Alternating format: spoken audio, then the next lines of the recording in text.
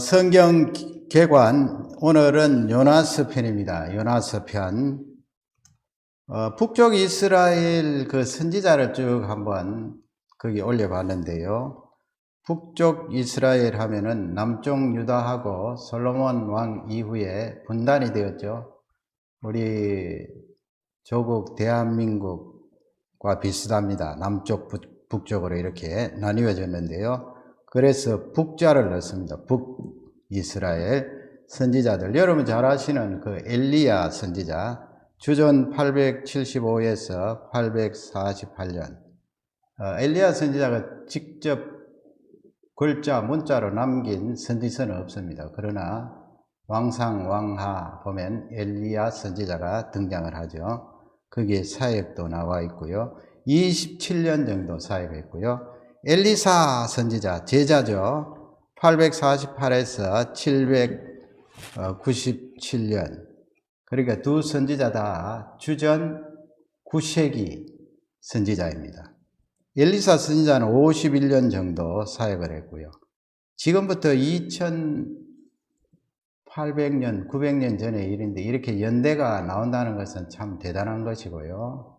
성경 속에서 찾아볼 수 있는 그런 역사적인 사실입니다. 물론 1, 2년 차이는 있을 수 있겠죠. 그 다음에 이제 오늘 할 요나 선지자입니다. 요나가 북쪽 이스라엘 선지자입니다. 그 다음에 할 아모스, 호세야 이렇게 됩니다. 이렇게 이사야, 위가하고 다시 거꾸로 연대를 거슬러서 올라갑니다. 지금 이 시대의 순을 생각하시면서 성경을 읽을 때 참고하시면 좋을 듯 합니다. 요나서 1장 1절 보면 여호와의 말씀이 아미떼의 아들 요나에게 임하니라 이러시되 그렇게 되어 있죠. 거기 보면은 요나 아빠의 이름이 나와 있습니다. 무엇입니까? 아미떼. 요나는 이 요나서에 나오는 그런 선지자가 되겠습니다. 그 다음에 보면은 이 요나의 이름의 뜻을 거기 적어 놨어요. 비둘기라는 뜻이에요. 성경에 비둘기 하면은 순결하다 그렇게 볼 수 있습니다만은 지금 요나서의 맥락에서는 비둘기가 옛날에 이렇게 전령 역할을 했잖아요. 소식을 전하는.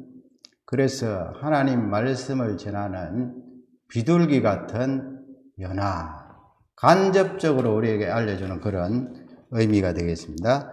그 다음에 아빠 아미떼는 진리라는 의미가 있어요. 진리. 그러니까 지금 1장 1절이 우리에게 암시하는 그런 귀한 교훈이 있죠. 요나라는 이 선지자는 진리를 다른 데 전달하는 선지자다. 그렇게 볼 수가 있는데 예수님께서 마태복음 16장에 보면은 이 시몬 베드로에게 그런 말씀을 하세요. 요나의 아들 시몬아 그렇게 부르죠. 요나의 아들. 그 바요나입니다. 요나의 아들. 그래서 그 베드로의 아빠도 이 요나 선지자처럼 이름이 요나입니다. 요한복음 21장에 가면은 거기 부활하신 예수님께서 그때는 또 다르게 불러요. 뭐라고 부릅니까? 요한의 아들 시므나 그래요. 그 요나는 히브리식이고 또 그걸 아람으로 바꾸면 요한이 됩니다. 요한.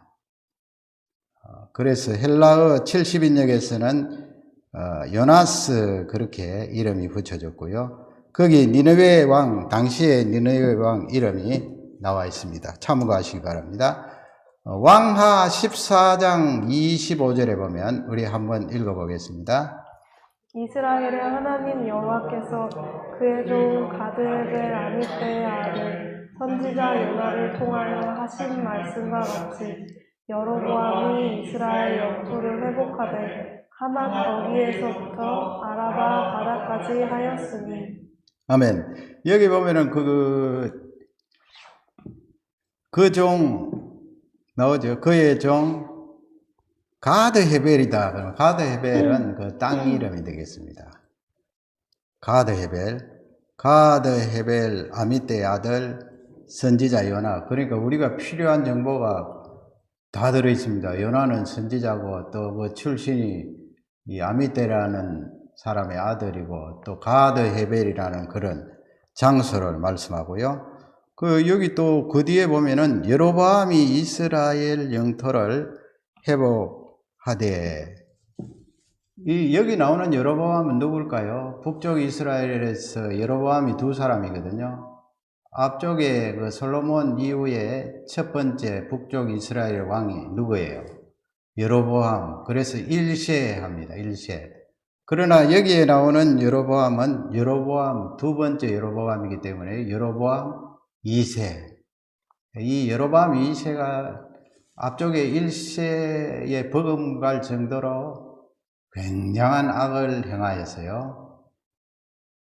결국은 이 여로보암 1세, 2세 그 사이에 있는 왕들의 죄 때문에 북쪽이 망하게 되는데, 요나 선지자가 거기 보면은 영토를 회복하되 하마드기에서부터 아라바 바다까지 하여선에서, 이 여로보암 2세 때 하나님께서 영토를 굉장히 넓게 하셨어요. 다윗 시대, 솔로몬 시대가 최대였거든요. 그걸 다시 회복하도록 하나님이 은혜를 주셨어요. 그러나 참 역설적으로 여로보암 2세가 왕들 가운데 1등가라면 서러워할 정도로 그렇게 죄를 많이 지었던 왕이다. 백성들도 거기에 해당되었다 하는 것을 알 수가 있습니다. 이 정보가, 요나에 대한 정보가 많이 들어 있습니다. 그래서 아까 그 연대 있잖아요. 그 연대가 이렇게 계산이 된 것입니다. 여로보암 2세에 그 41년 동안 다스렸으니까 나라가 어떻게 되었겠습니까? 지도를 한번 보시면 가드 헤벨이라는 지도 보시면 거기 갈릴리 호수가 있고요. 오른쪽에 호수가 있습니다. 그리고 그 타원행이 있는데 그 타원행 점이 두 개예요. 점이 두 개. 위쪽이 바로 가드 헤벨이에요. 아래쪽은 뭐라고 적혀 있습니까? 잘 보이실는지 모르겠습니다만 나사렛입니다. 나사렛은 어떤 동네입니까? 예수님께서 성장하신 동네, 약 10km 떨어져 있다고 해요. 그래서 이 요나의 고향 가드 헤벨, 나사렛과 딱 붙어 있는 동네다 하는 것을 알 수가 있고요. 그러면 연대를 다시 한 번 더 살펴보면, 아까 그 여로보암 2세라고 그랬죠. 그래서 요나가, 왜냐하면 이 요나 선지자가 여로보암 2세 때 예언을 했는데, 당신이 나라를 다스릴 때 북쪽 이스라엘 영토가 엄청나게 확대될 것입니다. 그렇게 예언했는데 그 예언이 맞아 들어갔거든요. 연대가 793에서 753까지 여로보암 통치 시대. 주전 763년경에 계기일식이 그 중동 지역에 있었대요. 계기일식. 계기일식 하면은 잘 아시겠습니다만은 달이 완전히 가리는 거죠. 태양을. 그러니까 깜깜하게 되는 것입니다. 낮인데. 계기일식. 그러면 이 니느웨에 이 요나 선지자가 사역을 했던 기간은 언제일까 추정을 해보면 약 주전 760년 부근.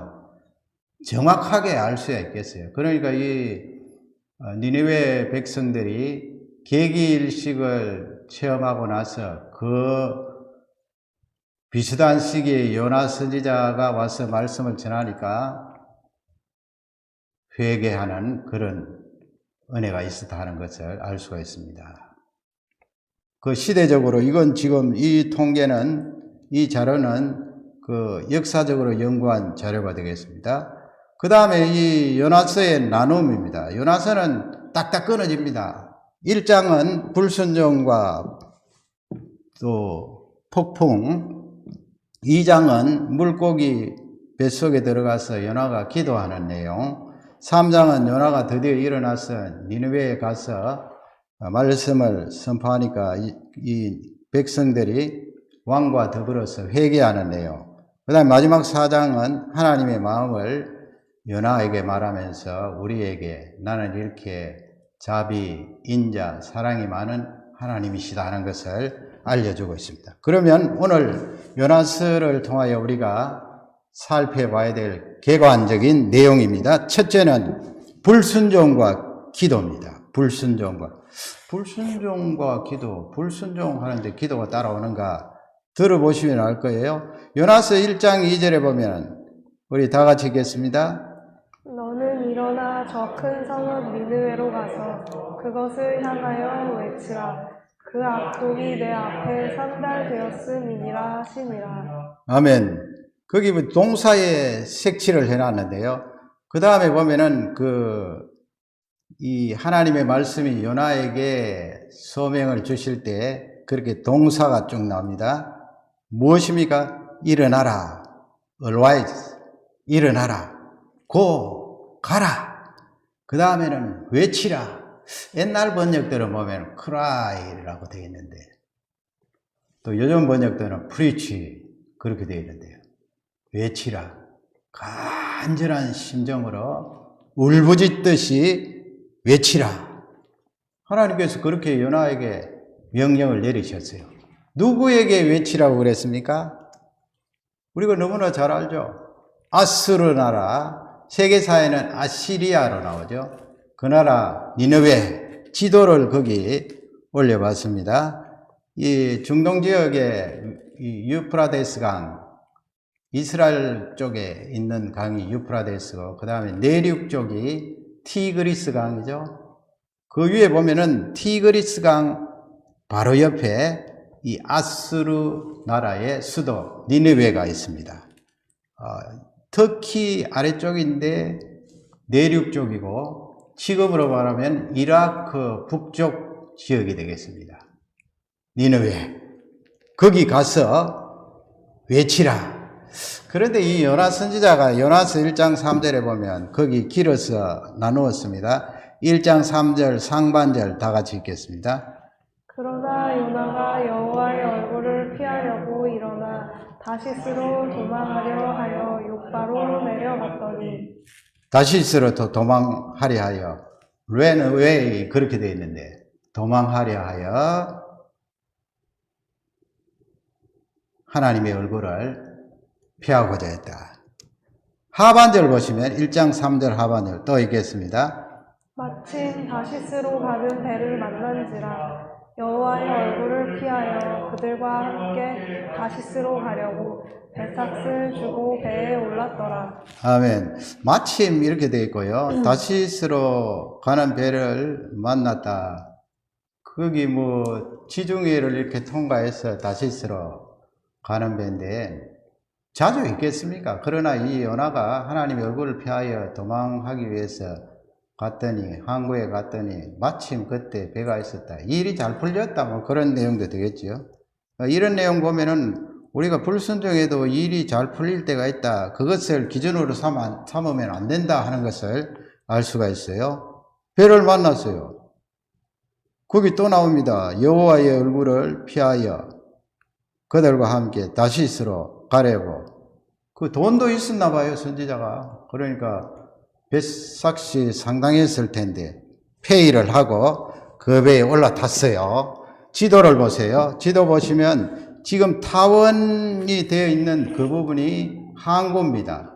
욥바라는 항구인데 나중에 여러분 여유가 되면 성지순례도 가보시면 좋겠죠. 욥바라는 그곳이 지금 화살표가 쫙 돼 있는 그 부분이고 화살표 끝쪽에 지도가 다 나온지 모르겠습니다만은 다시스라는 타운이 있습니다. 이 다시스는 지금으로 말하면 스페인 되겠습니다. 그러면 욥바에서 다시스까지 거리가 얼마인가?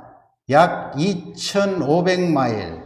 마일이니까 4,000km 정도 됩니다. 그러니까 배삭도 상당하겠죠. 그 배를 타고 다시스로 완전히 반대 방향으로 가는데 거기 욥바 위쪽으로 보면 거기가 니느웨입니다.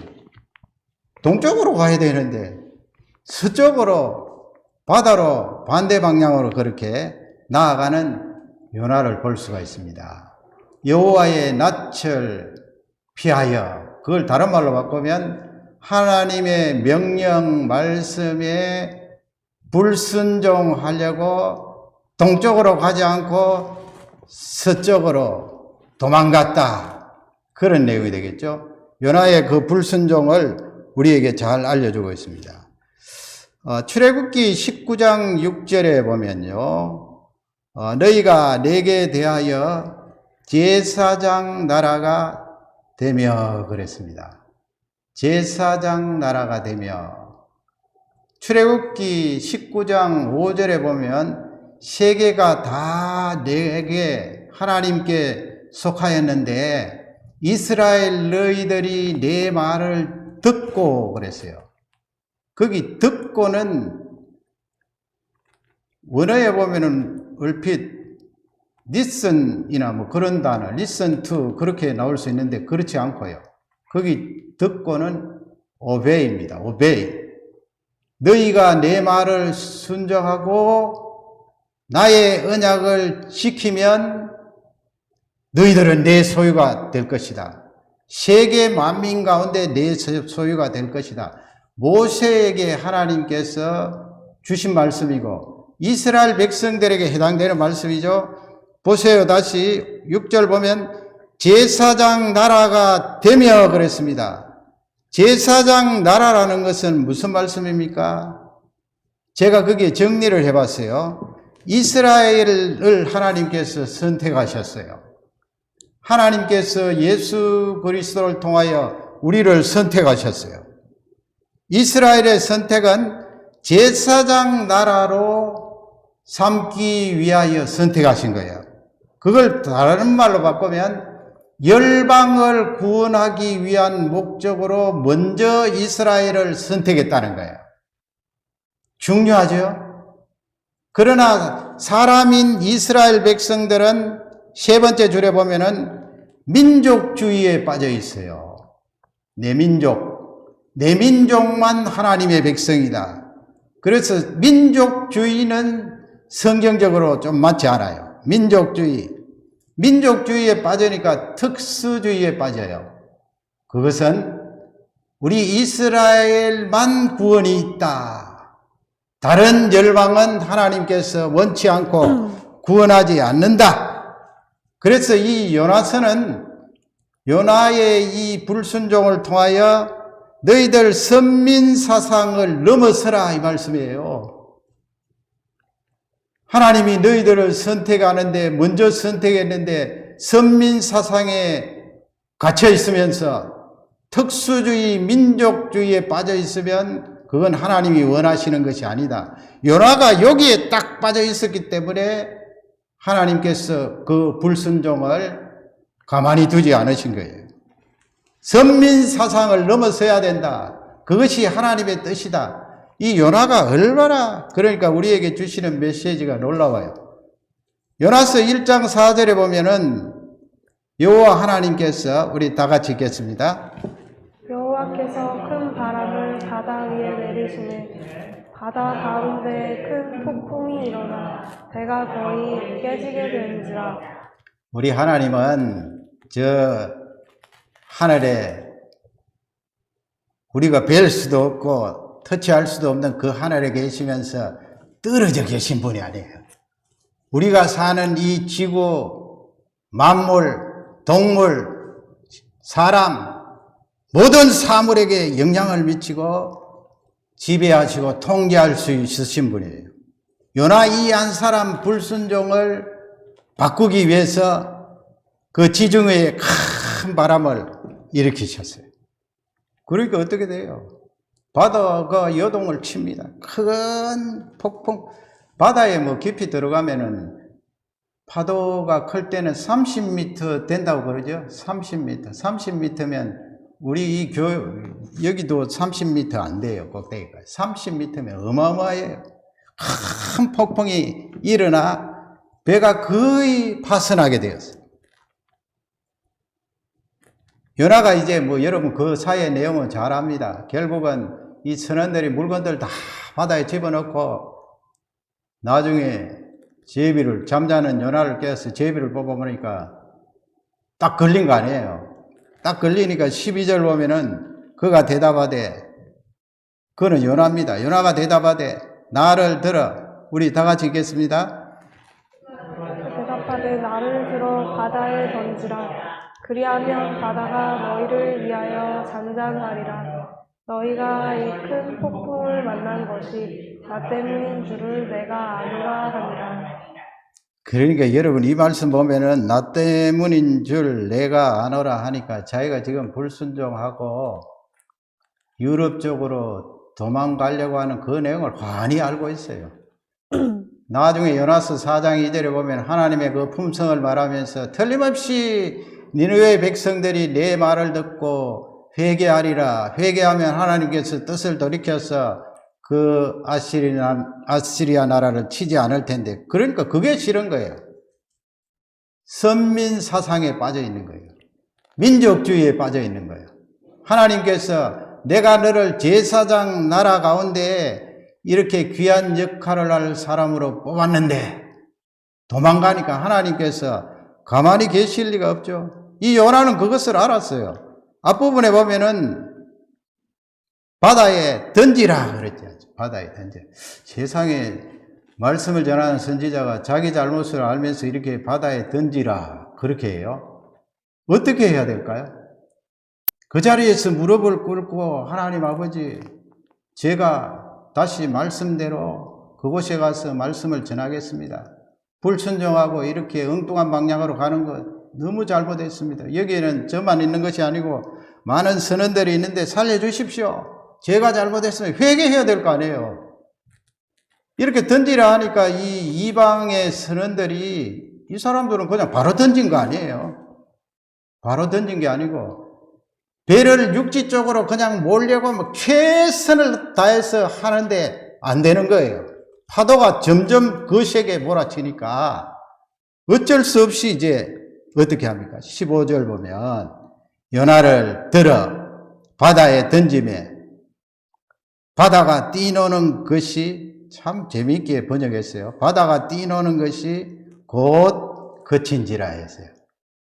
한 사람의 불순종에 하나님께서 이렇게 섭리하시고 통치하는 그 모습을 보면서 나에게도 그렇게 하신다 하는 믿음이 들어오죠. 믿음이 들어오는 동시에 내가 불순종하면은 참 어렵겠구나 하는 생각도 들어옵니다. 그러나 부인할 수 없는 사실이에요. 부인할 수 없는 사실이에요. 바다가 그렇게 고요해질 수가 없어요.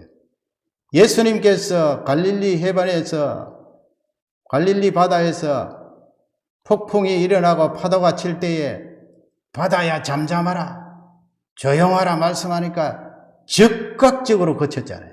그러니까 사람들이 이분이 도대체 누구이기에 이렇게 바람과 바다를 향하여서 명령하는 거, 그 명령에 순종하는 거. 우리 하나님은 이렇게 개개인에게 또 이런 말 못하는 사물을 가지고 역사하시고 통제하실 수 있는 분이다 하는 것을 알 수가 있습니다. 이렇게 되니까 이제 결국은 요나가 우리가 잘 알죠. 어떻게 되었습니까? 바다에 던졌는데 하나님께서 요나를 죽도록 내버려 두시지 않았어요.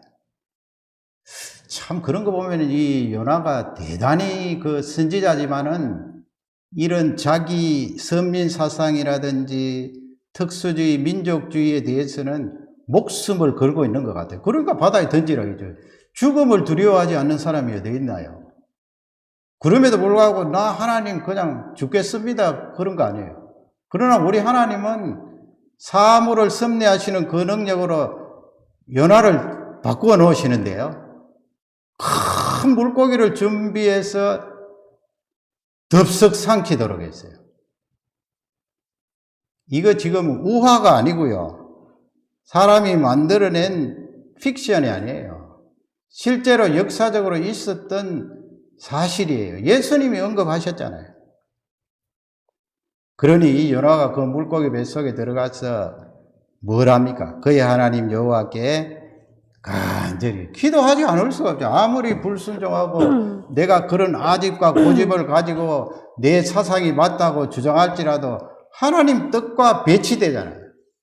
맞지 않잖아요.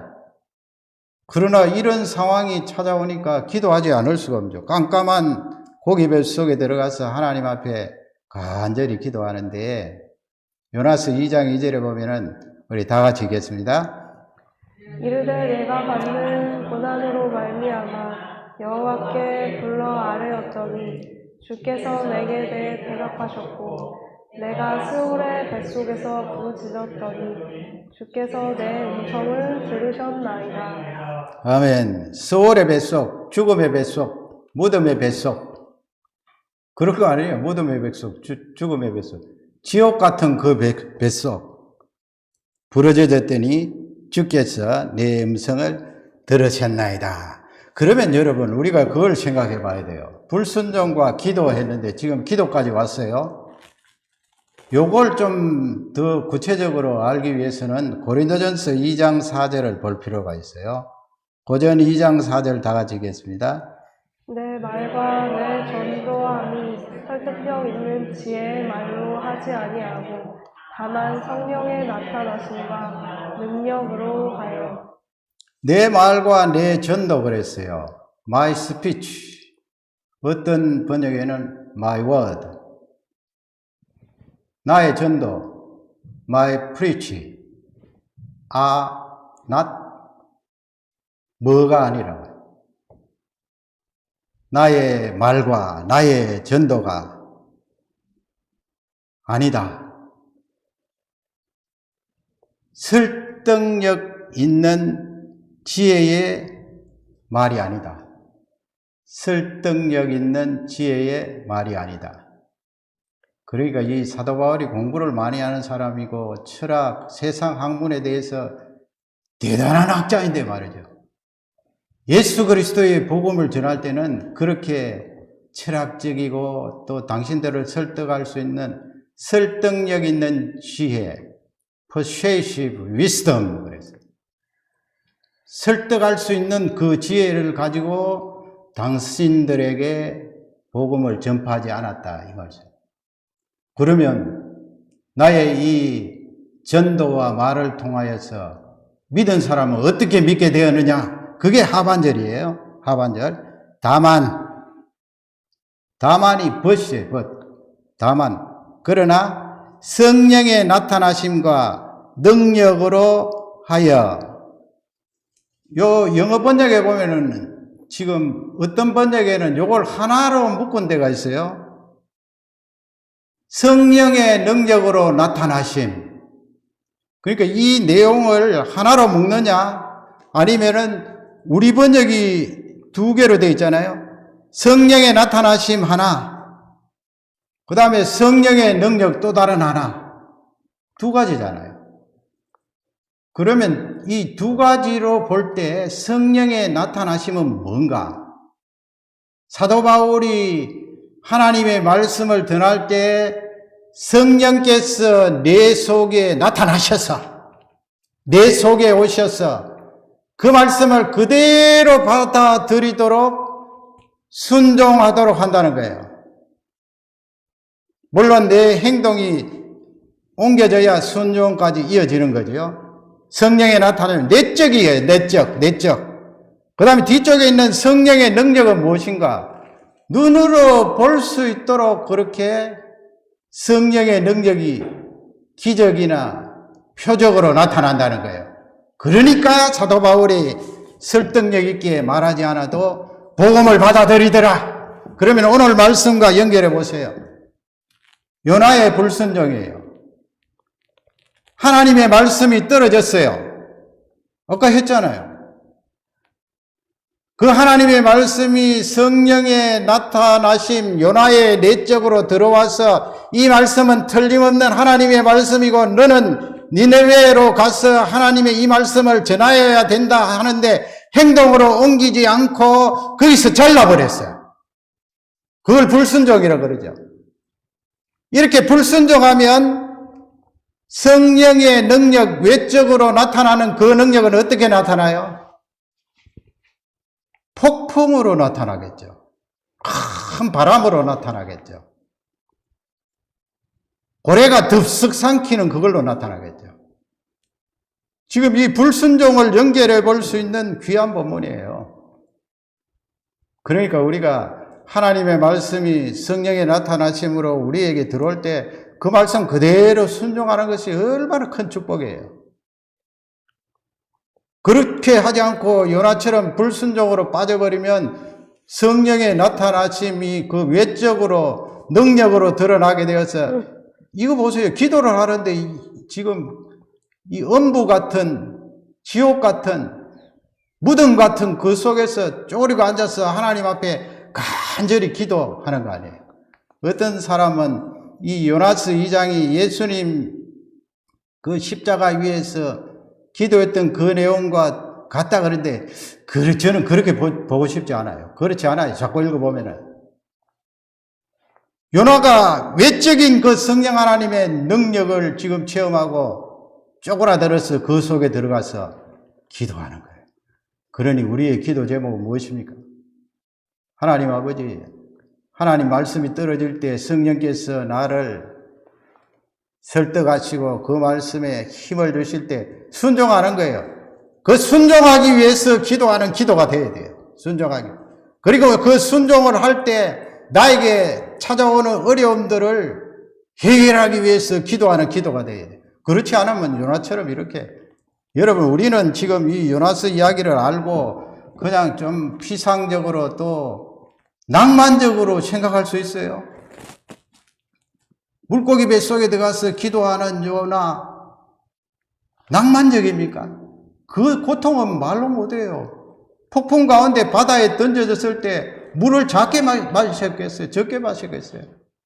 꼴깍꼴깍.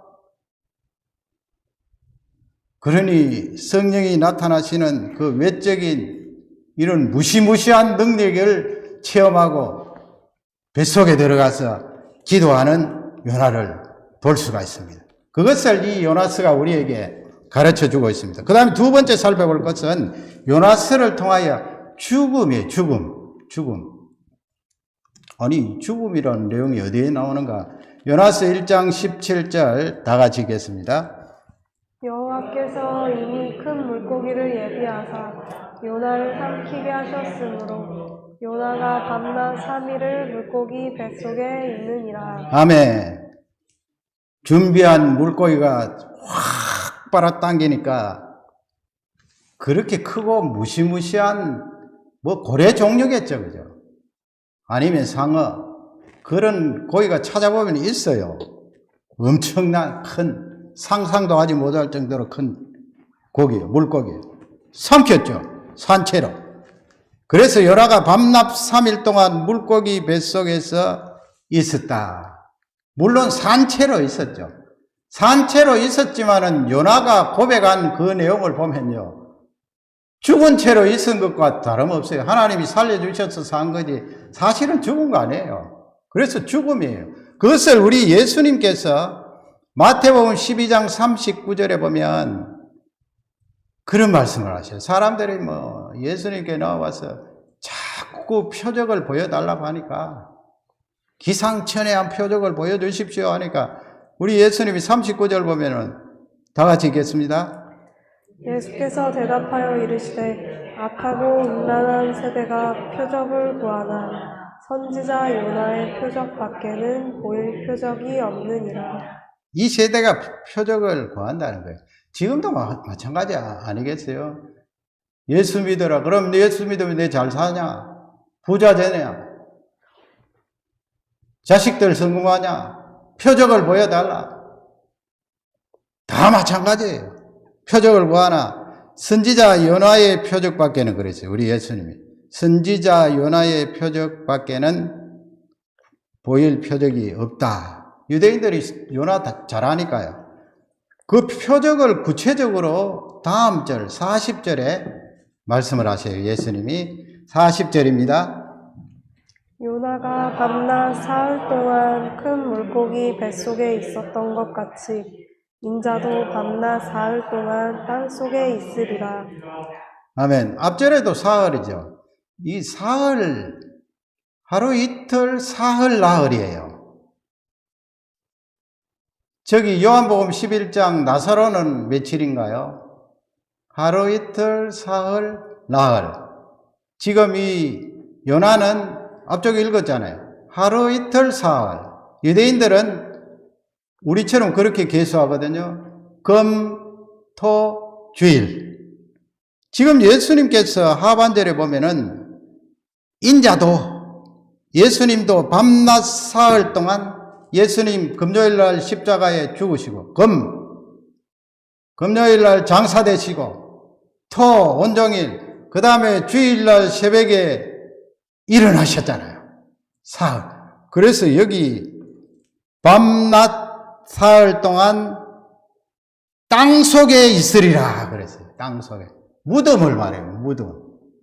그러니까 우리 예수님의 해석은 요나가 고기 뱃속에 들어있으면서 기도하고 살아있지만은 하나님이 살려주셔서 산 거지. 그는 죽은 인생이야. 그런데 그 고기 뱃속에서 하루 이틀 사흘, 그 하루 이틀 사흘은 바로 내가 무덤에 들어가서 하루 이틀 사흘 보내는 것과 같이 비유될 수가 있어. 예수님이 그 말씀을 하시는 거예요. 누가복음 23장 53절 보세요.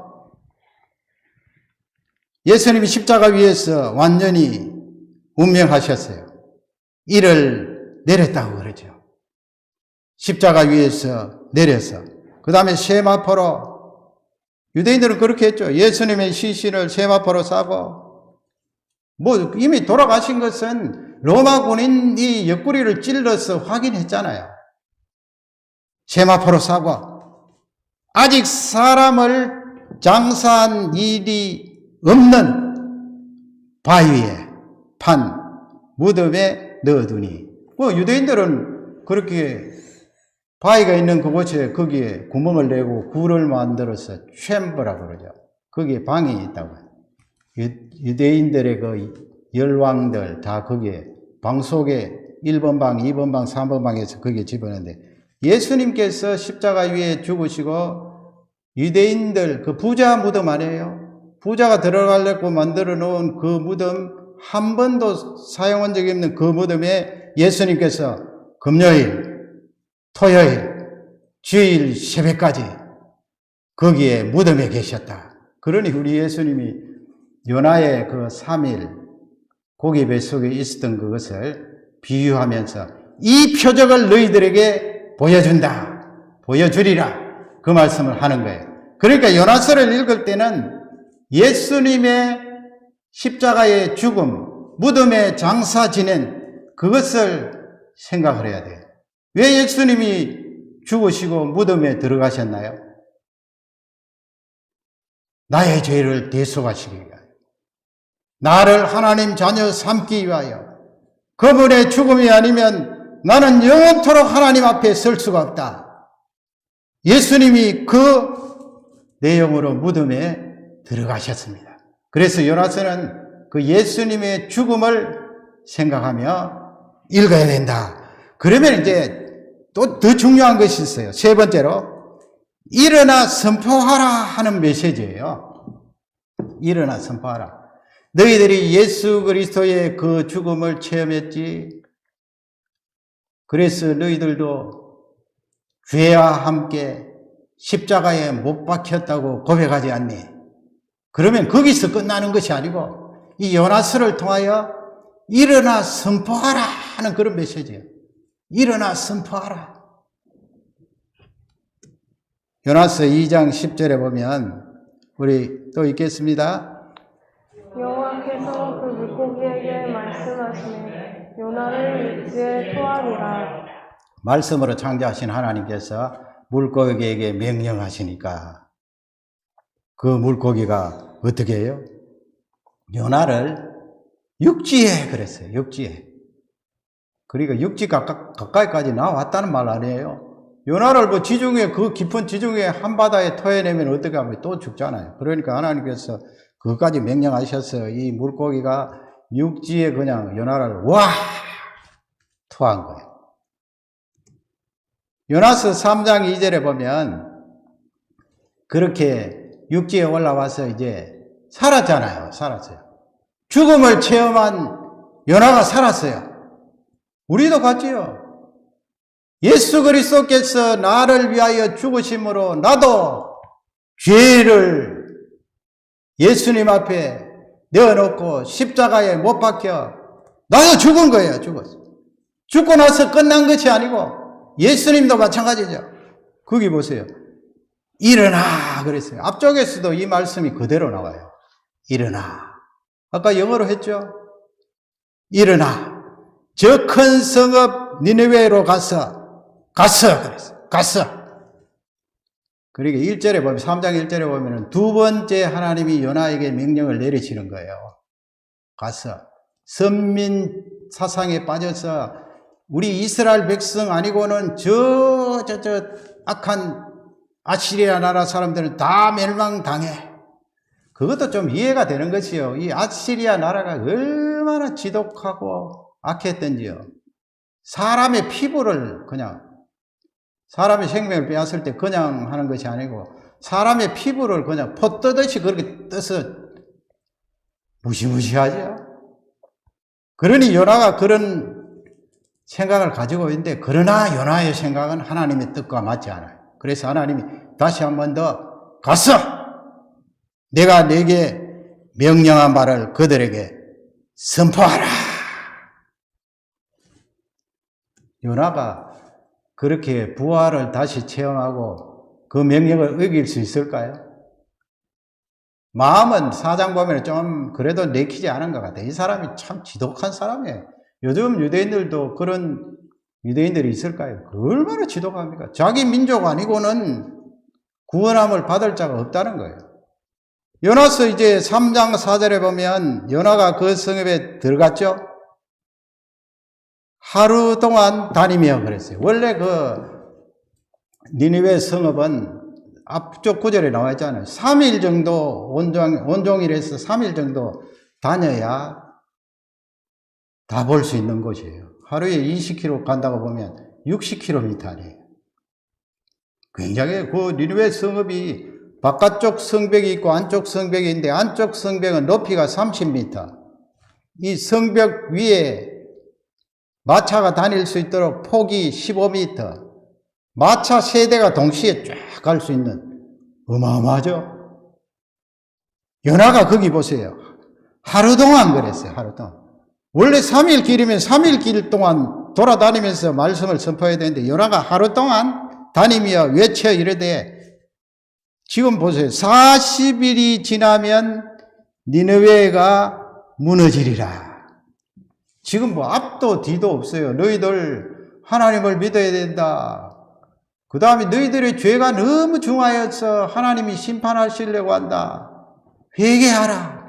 회개하지 않으면 40일 후에 이 성읍이 와장창 무너지리라.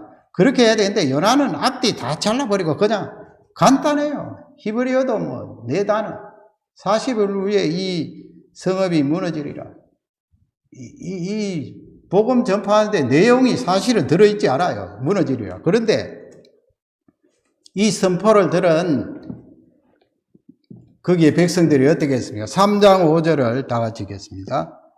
니느웨 사람들이 하나님을 믿고 금식을 선포하고 높고 낮은 자를 막론하고 붉은 베옷을 입은지라.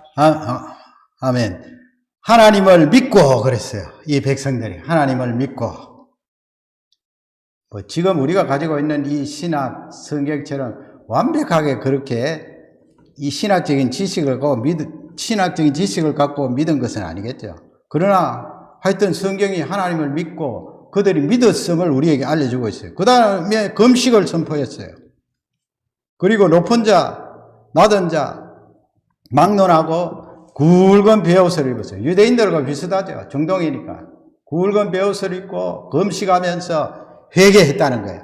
그 다음에 왕을 보세요. 6절에 보면 6절도 읽겠습니다. 그 일이 니느웨 왕에게 들리매 왕이 보좌에서 일어나 왕복을 벗고 붉은 베옷을 입고 제 뒤에 앉으니라. 아멘. 보통 왕들은 이렇게 자기 성읍이 무너진다 그러면은 당장 잡아오라고 그래서 생명을 빼앗을 거 아니에요. 근데 아마 그 백성들이 그렇게 하는 것이 왕에게 전달이 되었어요. 전달이 되어서 이 왕에게 들림에 돼 있죠. 왕이 보좌에서 일어났죠. 왕복을 벗었어요. 역시 굵은 베옷을 입고 제 위에 앉았어요. 이야, 그렇게 회개하는 니느웨 성읍을 볼 수가 있습니다. 그래서 우리 예수님이 예수님이 요나의 표적을 보여줄 수밖에 없다 했는데, 요나의 표적 하나는 뭐라고 했습니까? 예수님의 죽음. 또 하나가 더 있어요.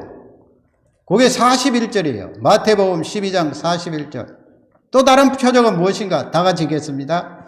심판 때에 니느웨 사람들이 일어나 이 세대 사람을 정죄하리니 이는 그들이 요나의 전도를 듣고 회개하였음이거니와 요나보다 더 큰 이가 여기 있으며. 아멘. 이는 그들이 요나의 전도를 듣고 회개하였다. 우리 예수님이요, 요 마태복음 12장 말씀에서 요나서가 역사적인 사실이고, 요나가 물고기 뱃속에 들어가고 니느웨 성읍 사람들이 회개하고 역사적인 사실인 것을 지금 컨펌하잖아요. 확인하고 있어요. 그 가운데 두 번째 표적이 무엇인가 하면, 요나의 선포 전도를 통하여 그 성읍의 사람들이 회개했다. 너희들은 도대체 왜 그렇게 강팍하냐? 예수님 당시에 백성들을 향하여서 책망을 하고 있는 거예요. 그래서 두 번째 표적에 대해서 예수님이 말씀을 합니다. 정리를 해봅니다. 그 다음에 제가 정리했어요. 메시아 부활, 예수 그리스도의 부활로 말미암아 우리에게 주어진 것이 뭐예요? 그분의 십자가의 죽음은 우리의 죄를 충분히 사해 주셨어요. 단번에. 믿으시죠?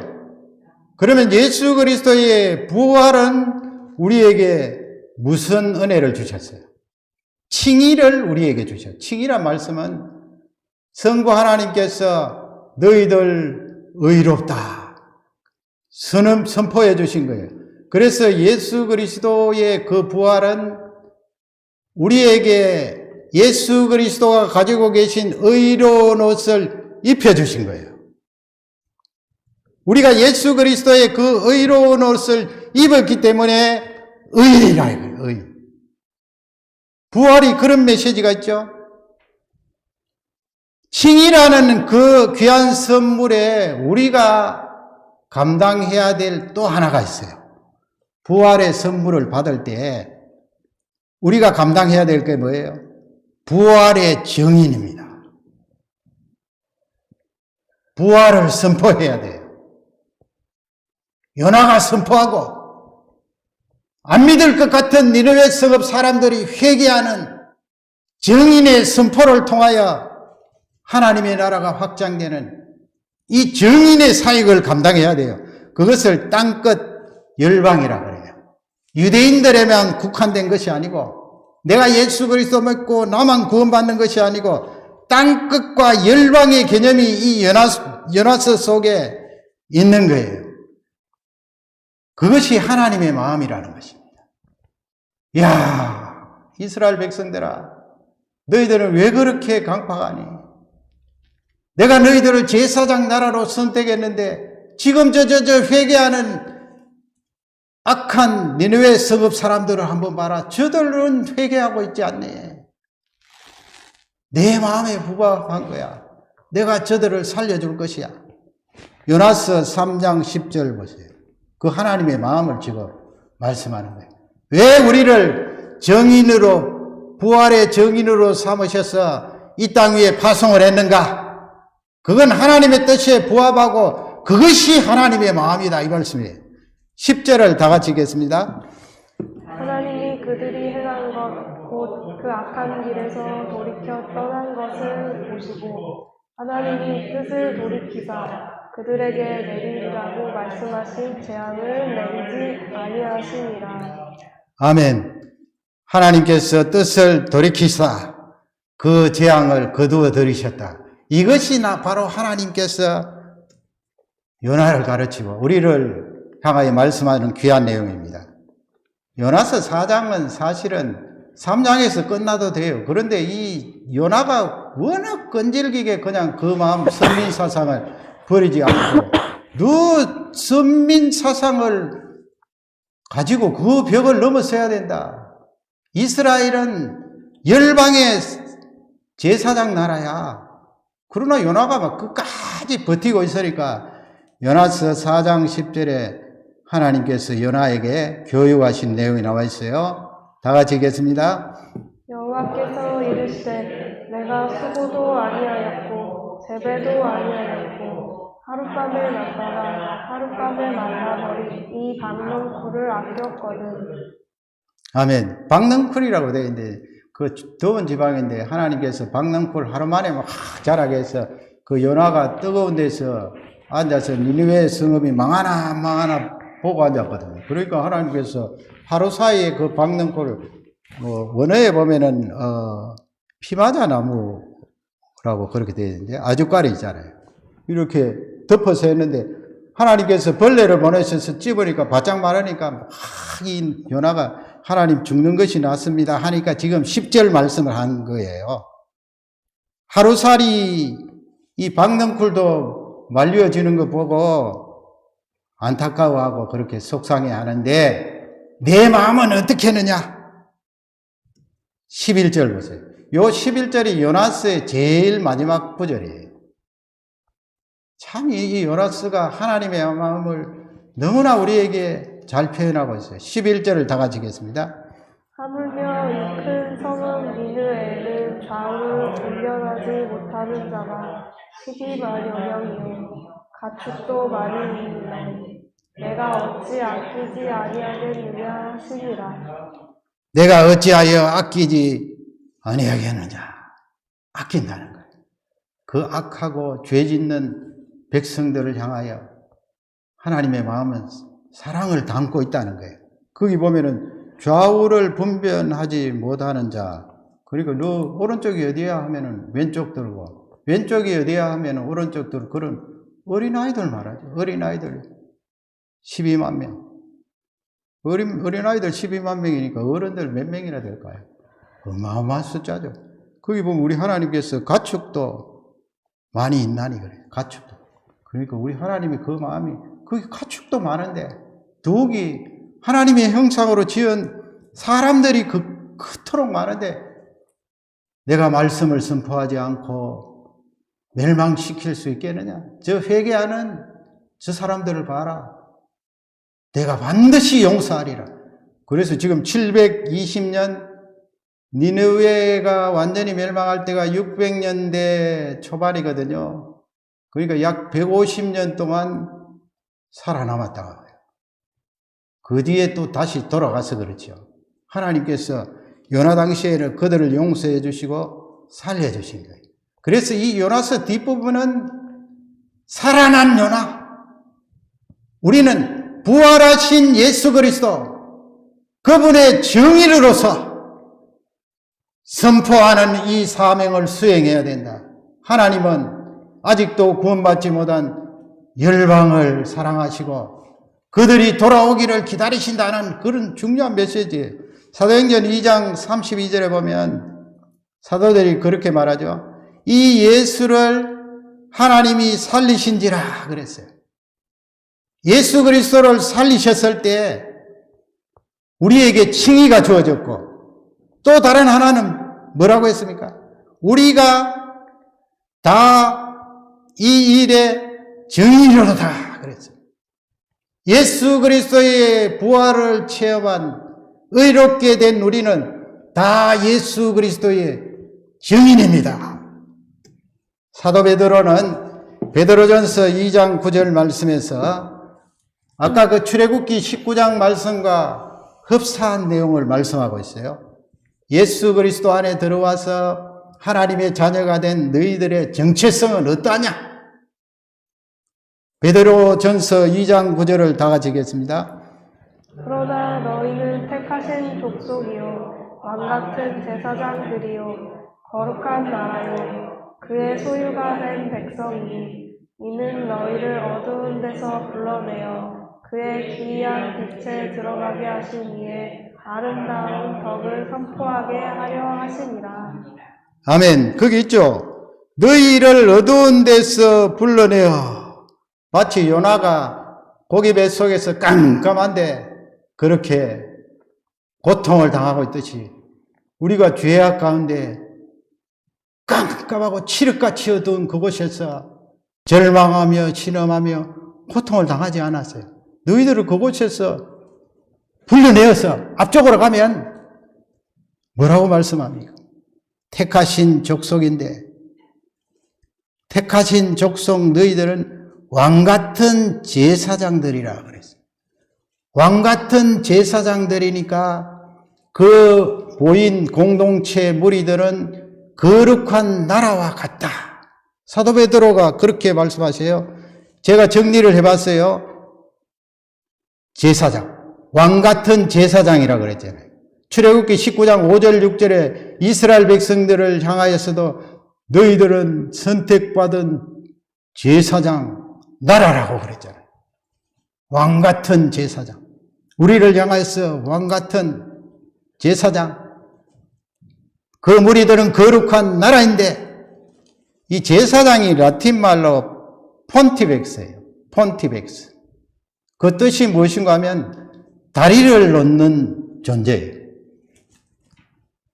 그러니까 근본적으로는 하나님 아버지와 우리 사이에 다리를 놓은 중보자 예수 그리스도를 말씀하고 그분의 죽음과 부활을 통하여 증인의 사명을 감당하는 우리가 니느웨 성읍에 들어가서 외칠 때에 너희는 제사장이다. 왕같은 제사장이다. 왜? 죄로 말미암아 죽어가고 있는 그들에게 다리를 쫙 놓아서 말씀을 선포하니까 다리를 놓는 귀한 존재, 귀한 정인 선지자야.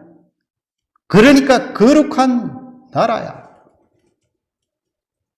너희들이 정인의 사역을 감당하면 여전히 어두운 데서 고통하며 신음하는 그들을 살릴 수 있어. 그것이 나의 마음이라고 하나님께서 요나스를 통하여 우리에게 구구절절 말씀하고 있습니다.